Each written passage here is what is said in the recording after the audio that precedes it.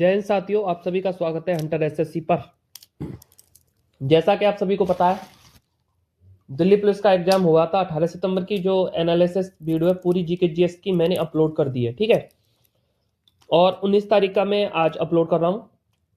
तो अपने एग्जाम से पहले आपको देख करके जाना है किस तरह का एग्जाम में पूछे जा रहा है, जो पैटर्न है जीके जीएस का, ठीक है। उन टॉपिक जो भी आपने पढ़े उनको रिवाइज करके जाना, ठीक है। और मैं क्वेश्चंस जो भी कराऊंगा ना, उसको पूरी तरह से तोड़ के कराऊंगा, ठीक है। उससे बनने वाले जो भी प्रश्न होंगे उनको भी मैं कराता चलूंगा, ठीक है। तो चलिए शुरू करते हैं, और बहुत ही कम समय में हम इस वीडियो को खत्म करने वाले हैं। 1 मिनट बस, है ना। और सब्सक्राइब कर लो चैनल को पहले, एजुकेशन को तो कर लिया करो। चलो दोस्तों, 1951 में नई दिल्ली में आयोजित पहले एशियाई खेलों में भारत ने कितने स्वर्ण पदक जीते और पदक तालिका में भारत का स्थान क्या रहा है। तो आप सबको पता ही होगा, 1951 नई दिल्ली में जो एशियाई खेल हुए थे, इनमें जो भारत की जो पोजीशन रही थी वो रही थी सेकंड, ठीक है। और पहले पे रहा था जापान। पहले पे कौन रहा था? जापान तुम्हारा, ठीक है। तो और इसमें भारत ने 15 स्वर्ण जीते थे, ठीक है। 15 स्वर्ण जीते थे। 15 स्वर्ण के साथ दूसरे स्थान पर रहा था, ठीक है। याद रखना है इन। और कुल पदक पूछ ले तो 51 कुल पदक थे, 51, ठीक है। जिसमें से 15 गोल्ड थे। 15 क्या थे? गोल्ड। 16 सिल्वर थे और 20 आपके कांस्य पदक थे, ठीक है। याद रखना। नेक्स्ट आपसे क्या पूछा गया है? नेक्स्ट पूछा गया है आपसे, भारतीय न्याय संहिता 2023 में किस कानून का स्थान लिया गया है? विच लॉ हैज द भारतीय न्याय संहिता 2023 रिप्लेस्ड? तो आप सबको पता है कि पहले 2023 में हमारी भारतीय न्याय संहिता लागू हो गई थी, लेकिन इससे पहले आईपीसी होती थी, भारतीय दंड संहिता होती थी, जो कि 1860 में लागू हुई थी, ठीक है। ऑप्शन ए राइट है, ठीक है। तो इसके बारे में बता देता हूं। भारतीय न्याय संहिता 2023 में 2023 को 25 दिसंबर 2023 को राष्ट्रपति की स्वीकृति मिली थी इसको, और 1 जुलाई 2024 को ये लागू हुई, जिसने औपनिवेशक कालीन भारतीय दंड संहिता 1860 का स्थान ले लिया था। आईपीसी की बात करें धाराओं की, तो पहले 511 धारा होती थी, आपकी 511 है, ठीक है, आईपीसी में। लेकिन बीएनएस में 358 है, ठीक है। जिसमें नए अपराध जोड़े गए और कुछ पुराने हटा दिए गए थे, और कई के लिए दंड भी बढ़ाया गया है इसमें, ठीक है। और यह सुधार आधुनिक अपराधों जैसे साइबर अपराध हुआ, संगठित गिरोह हुए, इनसे निपटने के लिए किया गया है, जबकि और न्याय पर भी जोर दिया गया है, ठीक है। नेक्स्ट चलते हैं। नेक्स्ट पूछा गया आपको, झुम्पा लाहिड़ी को द इंटरप्रिटेटर ऑफ मालदीव पुस्तक के लिए पुलित्जर पुरस्कार किस वर्ष मिला है? तो देखिए, जो झुम्पा लाहिड़ी जी हैं, इनको पुलित्जर प्राइज मिला है आपको। और ये जो इनकी बुक थी, ये 2000 ईस्वी में, ठीक है। तो 2000 ईस्वी में पुलित्जर पुरस्कार मिला था, झुम्पा लाहिड़ी को मिला है, ठीक है। और इनकी एक लघु कहानी संग्रह है द इंटरप्रिटेटर ऑफ मालदीव, ठीक है, याद रखिएगा, जो कि एक फिक्सर श्रेणी के लिए था, और ये इनकी पहली प्रकाशित पुस्तक थी, ये भी आप याद रखिएगा। नेक्स्ट पूछा गया है, इसी में आपका एक प्रश्न पूछा गया है, 1978 के आसपास विच 5 ईयर प्लान्स, देखिए पंचवर्षीय योजनाओं से भी प्रश्न बन रहे हैं आपके एग्जाम में, रिवाइज कर लीजिएगा, ठीक है। विच 5 year plans was running in India around 1978 and which plan was implemented after that, ठीक है। तो इनसे पूछा गया भारत में कौन सी पंचवर्षीय योजना चल रही थी और उसके बाद किस योजना को लागू किया गया था। 1978 के आसपास की बात हो रही है, तो आप सबको पता ही होगा। 1978 के आसपास के बारे में बता दूं, देखिए पहली पंचवर्षीय योजना 1951 से चलती है आपकी 1956, ठीक है, ये तो आप सबको याद ही है। इसके बाद 1956 से चलती है 1961, और तीसरी योजना चली आपकी 1961 से 66, ठीक है। 3 के बाद 3 का गैप हुआ, 3 के बाद 3 का गैप हुआ, ठीक है, अवकाश रहता है, ठीक है। इसके बाद चौथी पंचवर्षीय योजना चली आपकी 1969 से 1974 तक, ठीक है।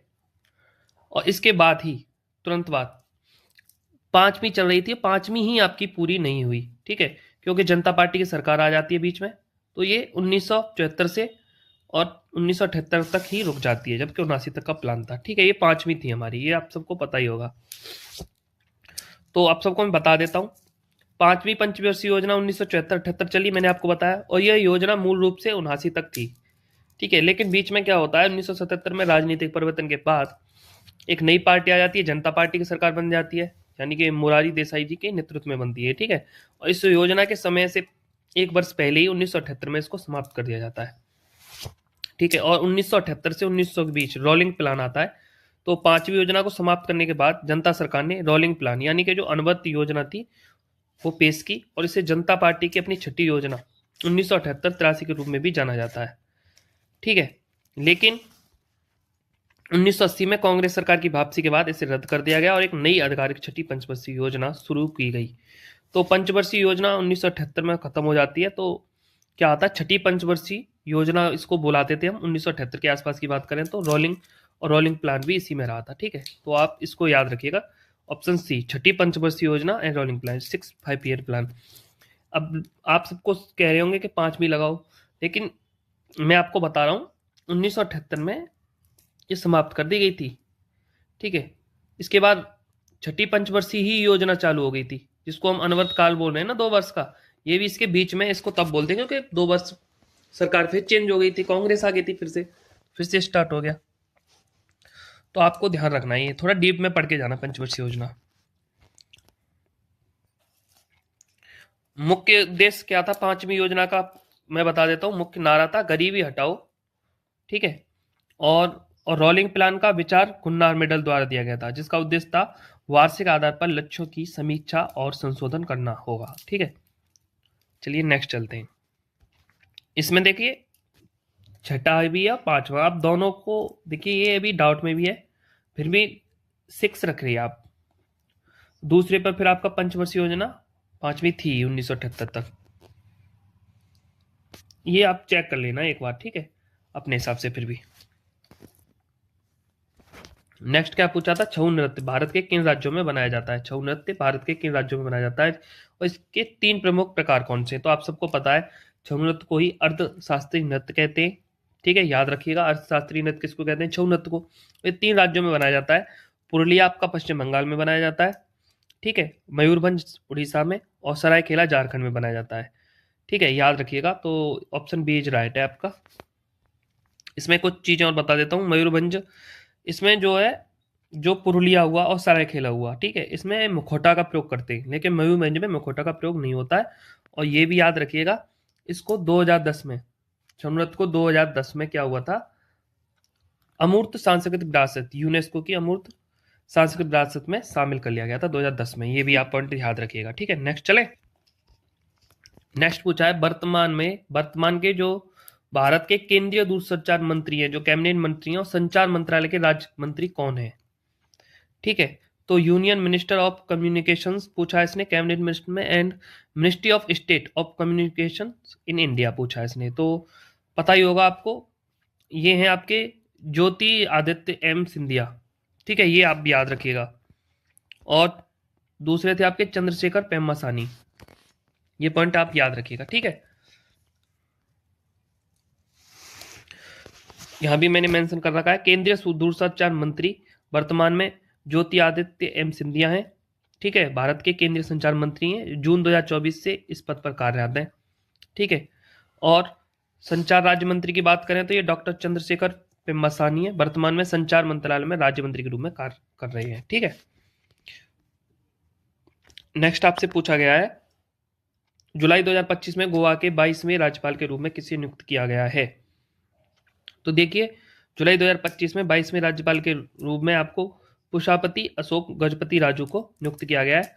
देखिए, इससे पहले मैं बता देता हूं, 10 से 15 मिनट में मैंने सारे 28 राज्य प्लस 8 केंद्र शासित प्रदेश में जितने भी राज्यपाल हैं, मुख्यमंत्री हुए, उपराज्यपाल हैं, ठीक है, राजधानी है, कितनी लोकसभा राज्यसभा में, मैंने कंप्लीट एक ही वीडियो में मेंशन करके पूरा करा रखा है। यूट्यूब पर आप चले जाइए, देख लीजिए, वीडियोज में चले जाइए, या करंट अफेयर्स की जो पीडीएफ है, लेटेस्ट 2-3 वीडियो है, उसमें जाके देख लीजिए। इस वीडियो को देख के जाना, स्पीड में देख लो। ठीक है, 10 मिनट में इस वीडियो को आप देख सकते हो। सारे राज्यपाल, उपराज्यपाल, मुख्यमंत्री कंप्लीट हो जाएंगे, एक ही में सब कुछ दिया हुआ है। जैसे यहाँ पर मैंने राज्य दे दिए, दिया हुआ देखिए, यहाँ पर राज्य है, फिर आपकी राजधानी दे दी है यहाँ पे, ठीक है, फिर राज्यपाल दे दिए, फिर मुख्यमंत्री, फिर लोकसभा राज्यसभा सीट है। ठीक है, ऐसे मैंने पूरा बना दिया है। देख के जाना आप उसको, ठीक है। चलिए नेक्स्ट चलते हैं। नेक्स्ट कह रहा है किस संविधान संशोधन अधिनियम द्वारा भारतीय संविधान में भाग 14A अनुच्छेद 323A और 323B को जोड़ा गया है? ये अनुच्छेद किससे संबंधित है? देखिए 42वां संविधान संशोधन हुआ था 1976 में, ठीक है, और इसके माध्यम से एक नया भाग जोड़ा गया था, भाग 14A, ठीक है, जिसका शीर्षक था ट्रिब्यूनल, और अनुच्छेद 323A जोड़ा गया था, यह प्रशासनिक ट्रिब्यूनल से संबंधित है, ठीक है। याद रखना आपको, यह संसद को केंद्र और राज्यों के जो सार्वजनिक सेवाओं में नियुक्ति व्यक्तियों की भर्ती और सेवा की शर्तों से संबंधित भी है। ये पॉइंट आप याद रखना। 42वां संविधान संशोधन 1976 ट्रिब्यूनल अधिकरण। नेक्स्ट चलते हैं, इसमें ही पॉइंट है आपके, विवादों के समाधान के लिए प्रशासनिक न्यायाधिकरण स्थापित करने की शक्ति देता है। इसी के तहत 1985 में केंद्रीय प्रशासनिक न्यायाधिकरण CAT की स्थापना की गई, और अनुच्छेद 323B यह अन्य मामलों के लिए ट्रिब्यूनल से संबंधित है। यह संसद और राज्य विधानसभाओं का कराधान, विदेशी मुद्रा, श्रम विवाद, भूमि सुधार और खाद्य सामग्री जैसे विभिन्न अन्य विषयों के लिए न्यायाधिकरण स्थापित करने का अधिकार देता है, ठीक है। नेक्स्ट चलते हैं। नेक्स्ट आपसे पूछा गया था आयुष्मान भारत के तहत 70 वर्ष और उससे अधिक आयु के वरिष्ठ नागरिकों को प्रति वर्ष कितनी स्वास्थ्य बीमा राशि प्रदान की जाती है, ठीक है। तो ध्यान रखना, योजना का जो विस्तार है, अक्टूबर 2024 में प्रधानमंत्री नरेंद्र मोदी ने आयुष्मान भारत योजना का विस्तार करते हुए 70 वर्ष और उससे अधिक आयु के सभी वरिष्ठ नागरिकों को इसमें शामिल किया, चाहे उनकी आय या सामाजिक आर्थिक स्थिति कुछ भी हो। बीमा राशि की बात करें तो 5 लाख रुपए प्रति वर्ष का निःशुल्क स्वास्थ्य बीमा कवर इसमें मिलता है, आपको याद रखना है। इससे संबंधित एक फैक्ट आप याद रखना, आयुष्मान वय वंदना कार्ड इस विशेष श्रेणी के लाभार्थियों के लिए एक नया और अलग आयुष्मान वय वंदना कार्ड जारी किया जाता है, ये भी ध्यान रखना पॉइंट, ठीक है। नेक्स्ट चलते हैं। नेक्स्ट पूछा है आपसे लावड़ी और मोहिनीअट्टम किस राज्य और नृत्य शैली से संबंधित है? तो देखिए लावड़ी तो महाराष्ट्र से है और मोहिनीअट्टम में आपका केरल। शास्त्रीय नृत्य की बात करें तो आपके 8 शास्त्रीय नृत्य हैं, ठीक है, ये आप ध्यान रखना, जिसमें भरतनाट्यम है आपका, तमिलनाडु का सबसे पुराना नृत्य है ये, ठीक है। इसके बाद बात करें हम तो कुचिपुड़ी है, आंध्र प्रदेश का है। कथक है आपका, ये भी आपको ध्यान रखना है, कथक उत्तर प्रदेश का है या उत्तर भारत का है। साथ में आपको याद रखना है कथकली और मोहिनीअट्टम, ठीक है, दोनों को याद रखिए, केरल के हैं, ध्यान रखना आप ये। मणिपुर का, उड़ीसा जो ओडिसी नृत्य है वो ओडिशा का, ठीक है, और सत्या नृत्य आपका ये असम का है। सत्या कहाँ का है? असम का है, और 2000 में से शामिल किया गया। 500 वर्ष पुराना नृत्य है ये, नवीनतम सबसे यही है सत्या, ये भी आप ध्यान रखना, रिवाइज कर लीजिएगा एक बार, आपने नोट्स बनाए होंगे इन चीजों के। तो हमारा प्रश्न रहेगा महाराष्ट्र का लोक नृत्य लावड़ी और केरल का शास्त्रीय नृत्य, ऑप्शन ए, ठीक है। चलिए नेक्स्ट चलते हैं इसमें।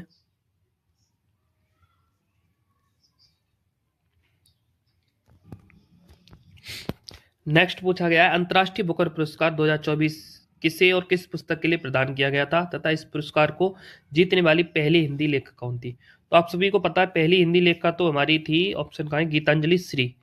इनको ये रेत समाधि के लिए दिया गया था, रेत समाधि, ठीक है, रेत समाधि के लिए दिया गया था इनको। और दूसरे ये थे आपके जेनी एप्रेनबेक, ठीक है, इनके बारे में मैंने डिटेल्स में भी नीचे रख रखा होगा, अभी दिखा देता हूँ, यहाँ लिख रखा है हमने।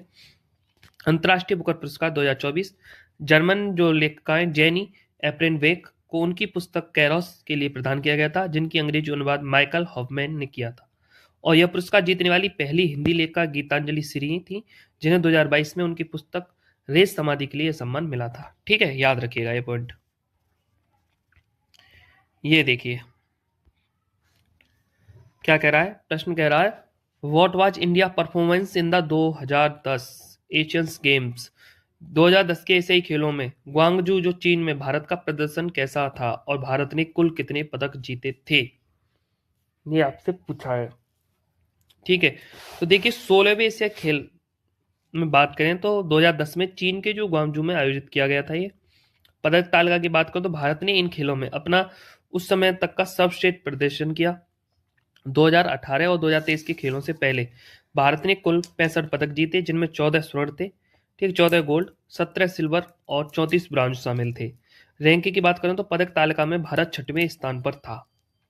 ठीक है, तो ऑप्शन आपका बी राइट है।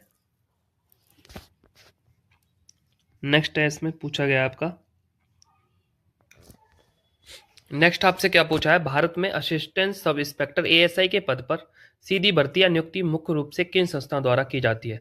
तो देखिए यूपीएससी, और ये तो आपका है ही नहीं राज्य लोक सेवा आयोग, ये तो आपको पता ही है, इस पे पहला गलत है। तो देखिए ये एसएससी कर्मचारी चयन आयोग द्वारा हो सकती है या फिर राज्य पुलिस भर्ती बोर्ड द्वारा होता है, ये ज्यादातर है। ठीक है, इसको हम डिटेल्स में देख लेते हैं। मैंने, हाँ ये रहा। देखिए असिस्टेंट सब इंस्पेक्टर की जो नियुक्ति है भारत में दो प्रकार से होती है।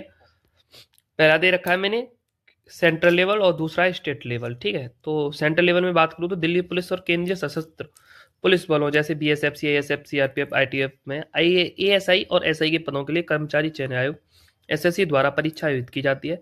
उदाहरण के लिए एसएससी सीपीओ एग्जाम के माध्यम से इन पदों पर भर्ती होती है। ठीक है, और राज्य स्तर की बात करें तो प्रत्येक राज्य का अपना राज्य पुलिस भर्ती एवं पदोन्नति बोर्ड होता है। ठीक है, जो संबंधित है राज्य पुलिस में एएसआई के पदों के लिए अधिसूचना जारी करता है। यूपी पुलिस हुई, बिहार पुलिस हुई जैसे। ठीक है, वहीं पदोन्नति प्रमोशन की बात करें तो कई बार हेड कांस्टेबल के पद पर कार्यरत जवानों को उनके अनुभव और विभागीय परीक्षा के आधार पर एएसआई के पद पर पदोन्नत किया जाता है। ठीक है, प्रमोशन कर दिया जाता है। चलिए नेक्स्ट चलते हैं।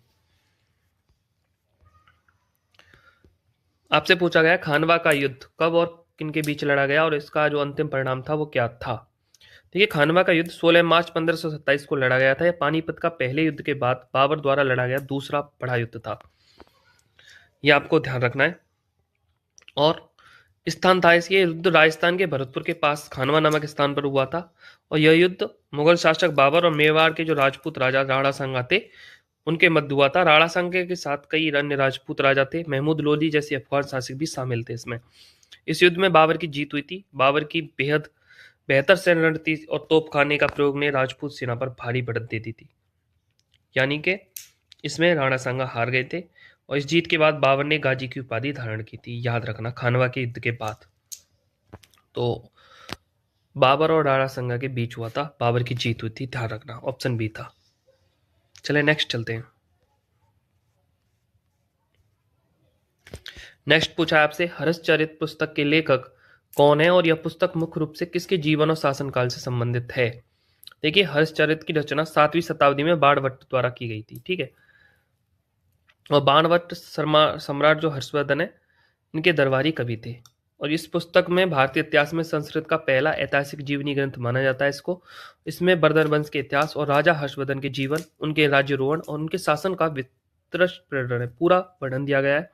और यह ग्रंथ अलग्रंथ है, संस्कृत गद्य में लिखा गया है। ठीक है, ध्यान रखना। और बाणभट्ट ने कादम्बरी नामक एक प्रसिद्ध ग्रंथ भी रचा था, जो दुनिया के सबसे पुराने उपन्यास है उनमें से एक माना जाता था। हर्षवर्धन स्वयं भी एक विद्वान राजा थे, जिन्होंने प्रियदर्शिका, रत्नावली और नागानंद जैसे नाटक भी लिखे हैं। याद रखिएगा, हर्षवर्धन द्वारा लिखे हुए प्रियदर्शिका, रत्नावली और नागानंद जैसे नाटक। नेक्स्ट आपसे पूछा था, भारत में नई दूरसंचार नीति 1999 किस प्रधानमंत्री के कार्यकाल के दौरान हुई थी।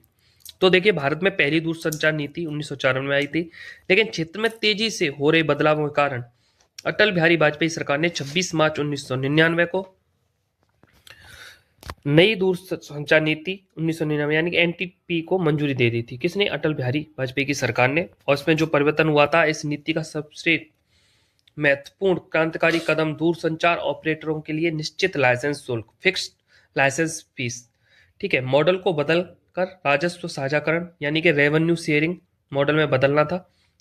इससे टेलीकॉम कंपनियों की वित्तीय राहत मिली और भारत में मोबाइल क्रांति का आधार। ठीक है, याद रखिएगा। नेक्स्ट पूछा था उपन्यास फुटकू के लेखक कौन है और इसे वर्ष 2025 में किस प्रतिष्ठित पुरस्कार के लिए चुना गया था।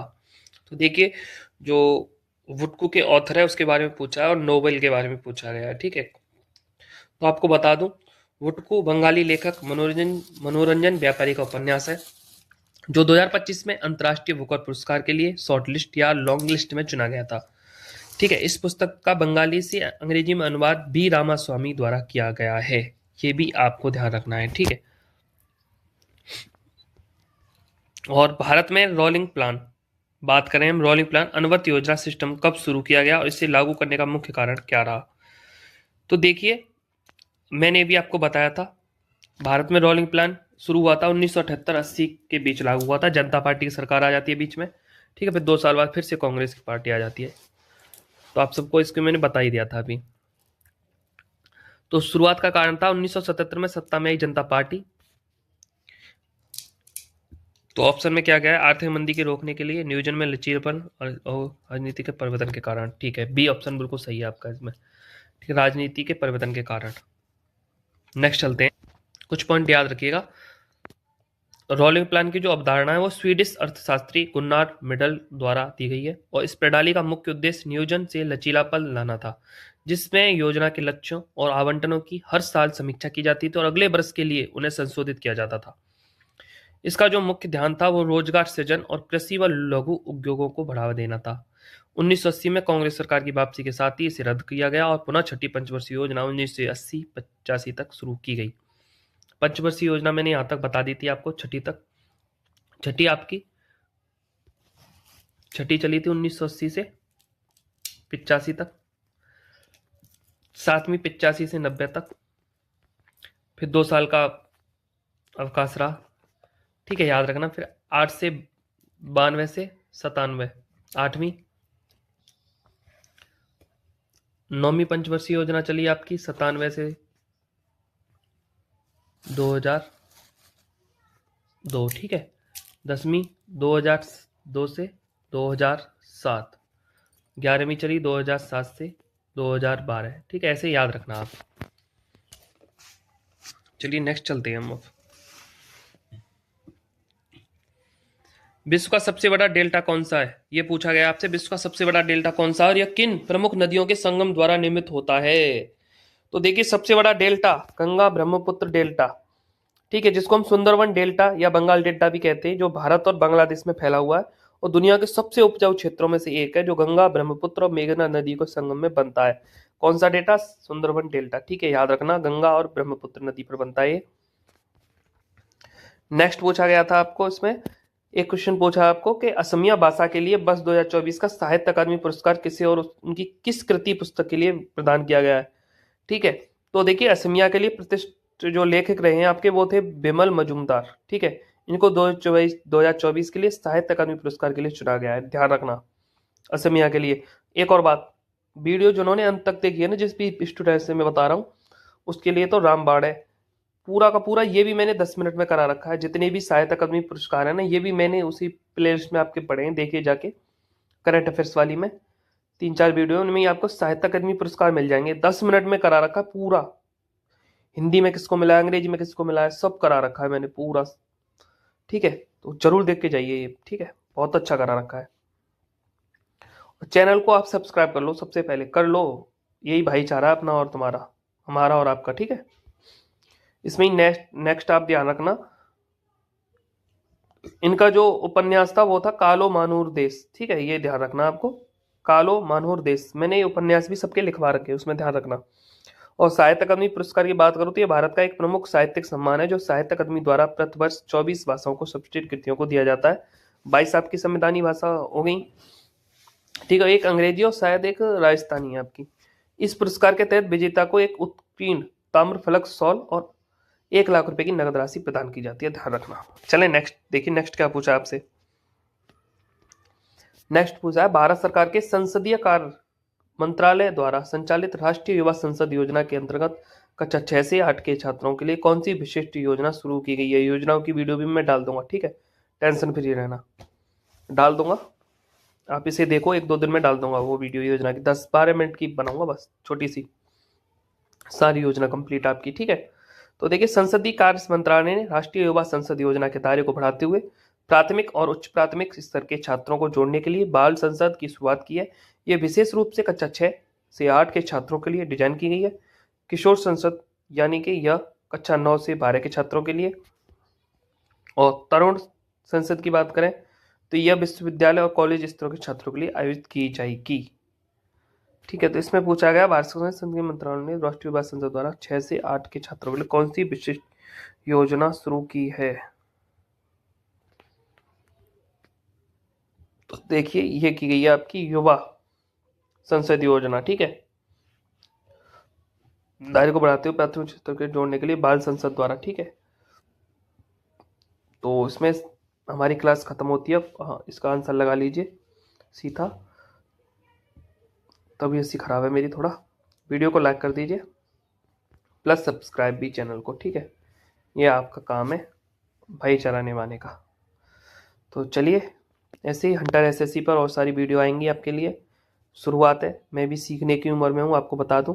टेलीग्राम पर पीडीएफ मिल जाएगी। ठीक है, मिल जाएगी, ढूंढनी पड़ेगी आपको पर। ठीक है, चलिए चलते हैं। जय हिंद।